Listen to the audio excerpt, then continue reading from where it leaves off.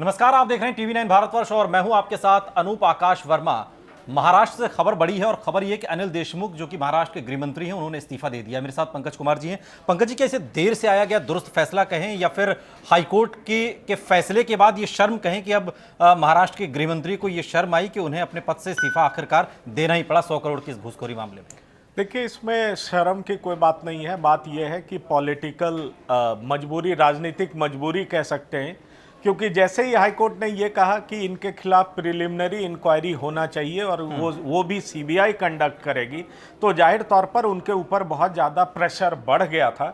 वैसे उनके नेता शरद पवार शुरू से ही उन्हें बचा रहे थे, उन्हें कह रहे थे कि ये फॉल्स एलिगेशन इनके खिलाफ लगाया गया है, लेकिन सीबीआई ने इसे एक्स्ट्राऑर्डिनरी और अनप्रेसिडेंटेड, मतलब दोनों ऐसा केस माना है कि महाराष्ट्र के गृह मंत्री के खिलाफ ही उनके एक ऑफिसर 100 करोड़ की उगाही का आरोप लगा रहे हैं। और दरअसल परमवीर सिंह ने 8 पेज की जो चिट्ठी लिखी थी उसमें कहा था कि 50 करोड़ रुपए रेस्टोरेंट और बार से उगाही करने का ये फरमान सुनाया करते थे। जाहिर तौर पर तब से वहां का राजनीतिक तापमान काफी बढ़ा हुआ था, लेकिन जैसे ही आज हाई कोर्ट ने कहा कि सीबीआई 15 दिन में इंक्वायरी कंडक्ट करे और वो भी प्रिलिमिनरी इंक्वायरी, और जो महाराष्ट्र की पुलिस है, तमाम एजेंसीज है, उसमें सपोर्ट करे, तो निश्चित तौर पर अब जो अनिल देशमुख हैं उनके ऊपर बहुत ज्यादा दबाव बढ़ गया। और अगर आप एनसीपी नेता की माने तो उन्होंने ये कहा कि सीएम से मिलकर के और उन्होंने अपना रेजिग्नेशन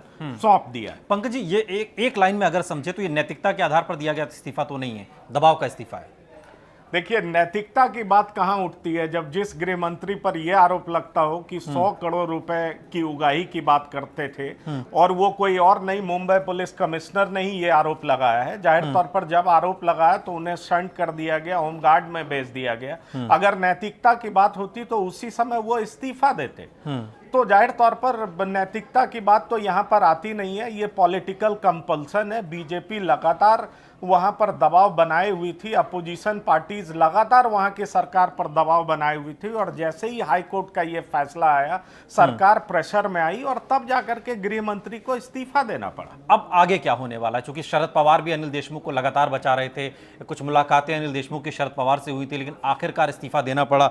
सरकार की छवि पर बट्टा लगा सो अलग। अब आगे क्या होने वाला, संभावनाएं क्या हैं?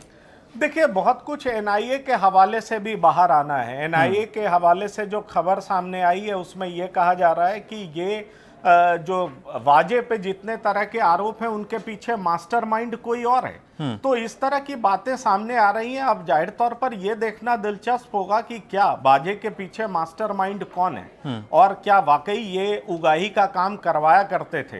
ये तमाम तरह की ऐसी बातें हैं जिसके बाद निश्चित तौर पर वहां का जो पॉलिटिक्स है वो काफी टर्न करेगा, काफी परिवर्तन करेगा। पर एक बात सच है, जो वहां की सरकार है वो फिलहाल पूरी तरह से डिफेंसिव दिखाई पड़ रही है। और आज के हाई कोर्ट के फैसले के बाद जिस तरह से गृह मंत्री को इस्तीफा देना पड़ा है, तो निश्चित तौर पर उसके बाद से पूरी सरकार डिफेंसिव नजर आएगी। लेकिन जिस तरीके से विपक्ष वहां लगातार कह रहा है, बीजेपी खासकर कह रही है कि नहीं, उद्धव ठाकरे दरअसल कमजोर मुख्यमंत्री हैं फैसले लेने के मामले में, चूंकि महाराष्ट्र अगाड़ी, चूंकि एक गठबंधन की सरकार है, कांग्रेस है, एनसीपी है, शिवसेना है, ऐसे में क्या कहीं ना कहीं कुछ सवाल उद्धव ठाकरे के स्तर पर भी उठेंगे इस पूरे मामले में?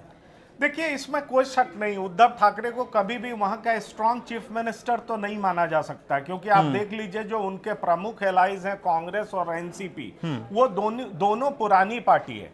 अगर आप उद्धव की बात करें तो उनके पास बहुत बड़ा चैलेंज है, क्योंकि जिस तरह से उग्र हिंदुत्व की राजनीति करते हुए जो उनका पुराना रिकॉर्ड रहा है, उसके बाद जिस तरह से उन्होंने अलायंस कांग्रेस और एनसीपी के साथ किया, तो निश्चित तौर पर यह बिल्कुल उनकी अलग राजनीति थी। और उसके बाद जिस तरह से जो कोलिशन का जो एक प्रेशर होता है वो भी साफ दिखाई पड़ता है, और गाहे बगाए जब तब ये बात सामने आता रहता है। और इस मामले में ऐसा साफ दिखा कि जिस तरह से वो अपने एलाइज के प्रेशर में थे, एनसीपी के मुखिया ने पहले ही दिन कह दिया कि नहीं, इनके ऊपर जो एलिगेशन है वो सही नहीं दिखाई पड़ता है। तो निश्चित तौर पर यह कहा जा सकता है कि जो वहां के सीएम है वो प्रेशर में तो जरूर रहते हैं, और कोलिशन पॉलिटिक्स में ऐसा चलता है। पंकज जी, क्या इस पूरे प्रकरण के बाद अब कहीं ना कहीं सरकार पर भी आप कुछ संकट के बादल क्या देखते हैं, या आने वाले दिनों में मुश्किलें क्या उद्धव ठाकरे सरकार की कुछ बढ़ती हुई आपको दिखाई देती हैं?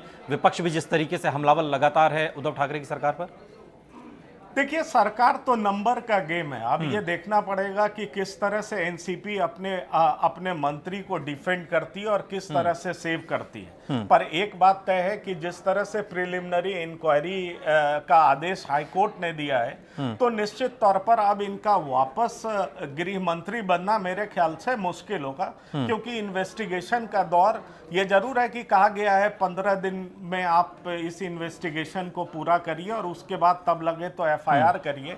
तो उसके बाद क्या होता है ये देखना दिलचस्प होगा। पर यह बात जरूर है कि जो देशमुख हैं वो आरोपों के बादल से बुरी तरह से गिरते हुए नजर आ रहे हैं। उन पे जो धब्बा लगा है उनको मिटाना बहुत आसान नहीं होगा और उसमें एक वक्त लगेगा। तो जहां तक इनके करियर का सवाल है, निश्चित तौर पर इस पे एक बड़ा प्रश्न चिन्ह तो जरूर खड़ा होता है, लेकिन एनसीपी इनको कैसे डिफेंड करती है, कैसे बचाती है, वो देखना दिलचस्प होगा। पर अगर आप अलायंस की बात करें तो निश्चित तौर पर बीजेपी अब ज्यादा एग्रेसिव पॉलिटिक्स करेगी और पूरे सरकार को घेरने की कोशिश करेंगे। एक और सवाल, आखिर सवाल पंकज जी, चूंकि लगातार जिस तरीके से शिवसेना का जो मुखपत्र है सामना, बहुत आक्रामक तेवर रहते हैं, आक्रामक मुद्रा में हर बात कही और उसमें लिखी जाती है, अब कल के सामना में हम क्या देख सकते हैं?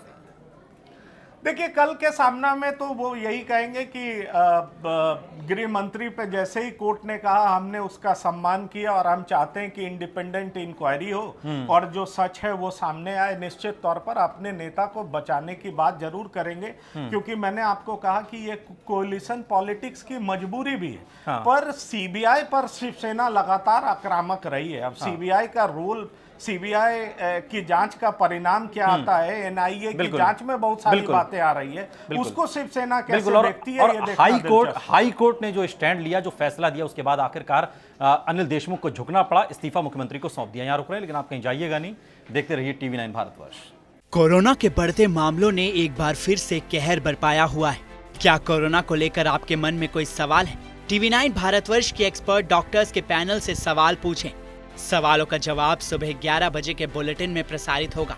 आप अपने सवाल 7428198655 पर व्हाट्सएप करें। आप अपने सवाल आपका सवाल @tv9.com पर मेल करें। आपके सवाल का जवाब सुबह 11 बजे टीवी9 भारतवर्ष पर दिखाया जाएगा। अपना नाम और शहर का नाम लिखना ना भूलें।